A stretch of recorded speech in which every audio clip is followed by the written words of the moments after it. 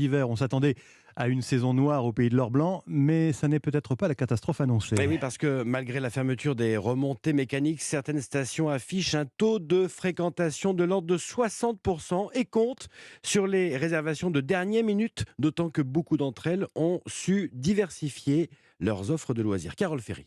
Pas de remontée mécanique, certes, mais les petits ont bien droit au tapis roulant. Il y a donc des cours de ski cette année jusqu'à l'Ourson, voire jusqu'à la 2e étoile quand la piste le permet.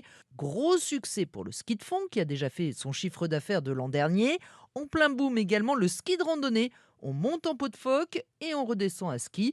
La plupart des stations ont d'ailleurs transformé leur piste pour l'occasion avec un fléchage pour la montée et une descente sur piste sécurisée.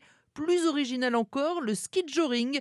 Les explications de Jacques Filliette-Rose, l'un des pionniers de cette pratique. C'est du ski tracté derrière un cheval. Ça peut être super calme au pas, au trot un peu plus rapide et puis alors beaucoup plus rapide au galop. La clientèle que l'on a d'habitude, c'est une clientèle cavalière skieuse, alors que cette année, c'est une clientèle qui ne connaissent pas du tout le cheval et qui découvre justement le ski derrière un cheval. Une première, par exemple, pour Margot. C'est top, c'est de nouvelles sensations et puis quand il se met au galop, c'est impressionnant. On a l'impression qu'au départ, ça avance pas forcément et en fait, une fois que ça part, c'est incroyable. Et je conseille de mettre 2 sous-couches de pantalon parce que la neige envoyée derrière fouette un peu. Certaines stations proposent également de monter les skieurs en dameuse ou en motoneige.